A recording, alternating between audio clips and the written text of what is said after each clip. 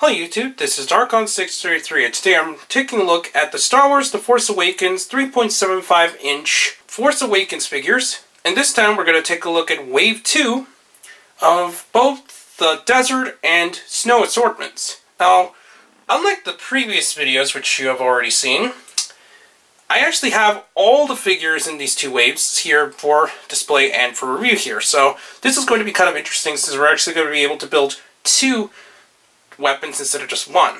But anyways, in this assortment we actually have two Rebels characters. As you can see on the boxes already, they do not say The Force Awakens since obviously they are not going to be featured in the film, or did not get featured in the film, should I say. So this is just something to release some of the Rebels characters that may have not been able to see a standard release since the wave of the Rebels figures kind of got sidelined really fast in order to come to release in the new movie. But anyways, we're going to take a look at the boxes as normal. First, we're going to take a look at Kanan Jarrus' box from The Force Awakens. Sorry, I meant to say the Star Wars Rebels.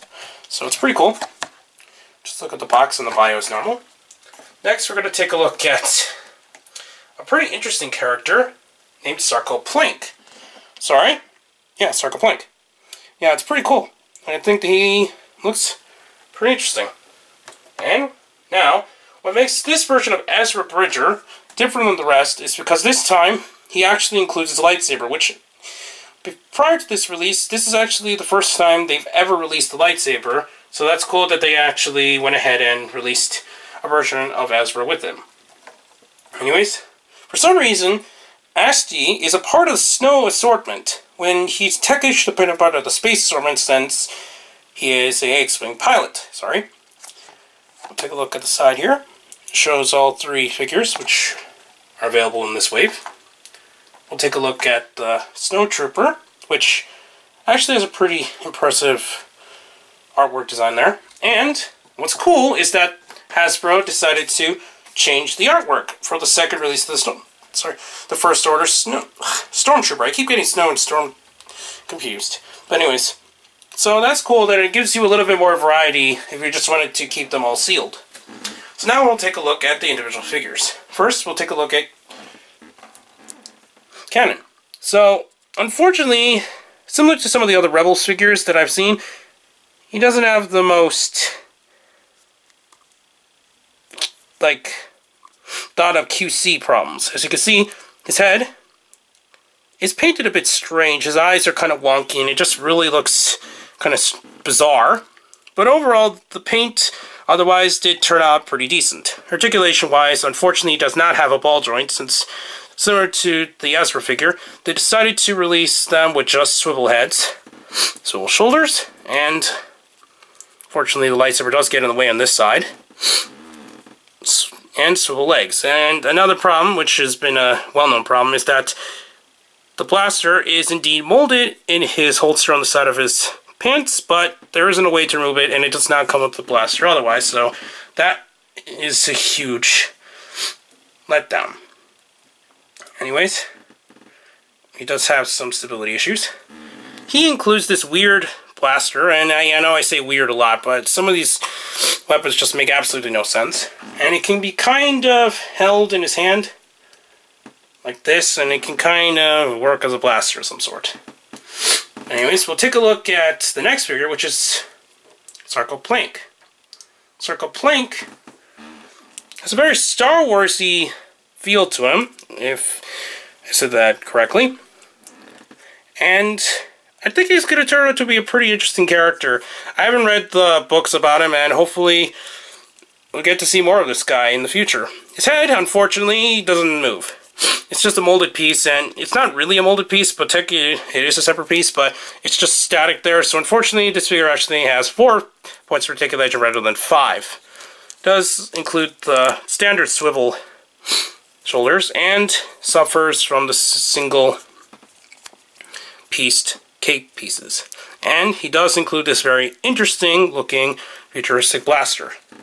He also includes this piece, which can be used as another type of blaster of some sorts, and I guess you can kind of hold it like this or something. This one really doesn't work, I say. I haven't found a real way to make this hold on very well, and you can kind of just make it look like this. I don't really know what this is supposed to be. The next figure in this wave is Ezra Bridger. And unfortunately, mine has some of the worst QC issues I've seen in a long time.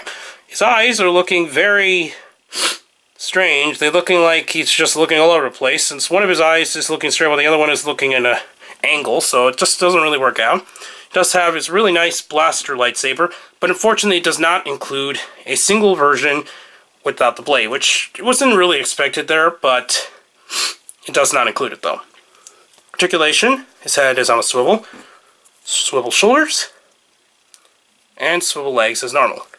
And he actually comes with another accessory, which is just a pack-in from one of the previous releases, his Cadet Uniform helmet. So that's pretty cool. And you can actually slide over the head, and I'm probably just going to keep it like that from now on, since the eyes are really that much of a problem.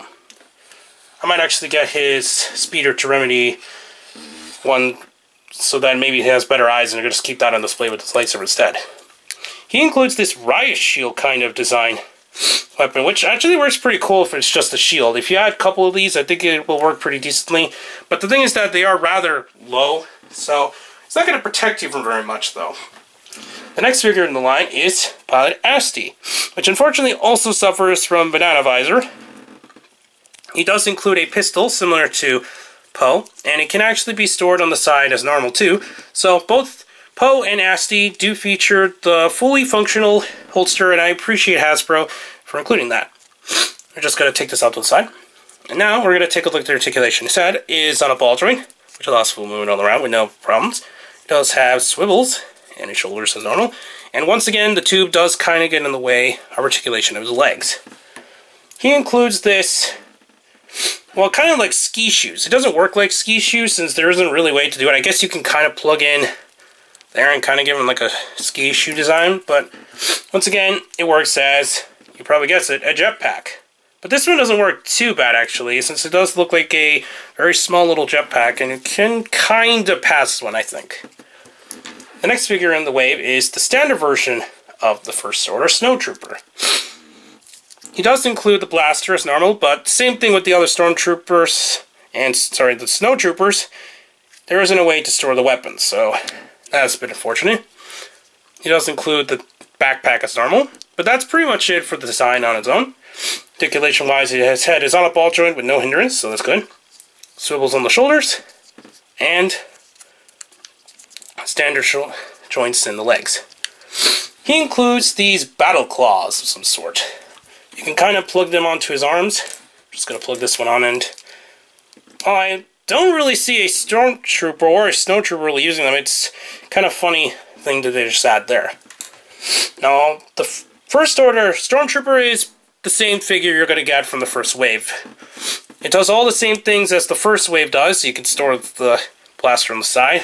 Same amounts of articulation, and it's just a way to help army build without actually getting the same build-a-piece. So I do appreciate that they allowed another release of the figure, except this time it does include something different, which I guess can be used as some kind of blaster held by both hands. So we're just going to plug this in. And it doesn't do the one again, but you get the idea. Now, since we got these together, we'll now take a look at the build pieces when formed together. So first we're going to take this piece and we're going to plug these together. So they form something like this. They go over the riot shield, and now you got a full blaster on top of a riot shield. So it does work kind of for a full-on riot shield effect. So it helps with maybe like a SWAT team of some sort. Next one, what you're going to do next is take this, and you're going to plug these onto the side of this piece here, which is really loose, and it doesn't really work that well. It's very floppy. And then you're going to plug these in. And now, once again, it's like maybe some kind of weird droid thing. I don't know what they're thinking with these build-a-weapons. But as you can see, you pretty much get something. I don't know what you would call this. But overall, I still think this wave is also a pretty decent wave. Sorry about that.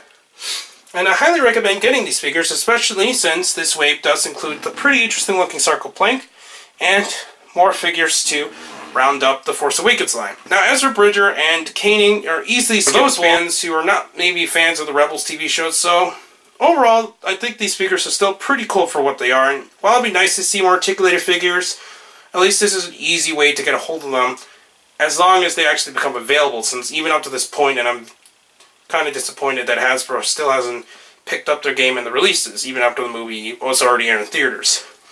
But overall, I still think these are still really cool to get, and I highly recommend picking these up. Anyways, please comment, subscribe, and check out Hirotaku and the Gideon blog.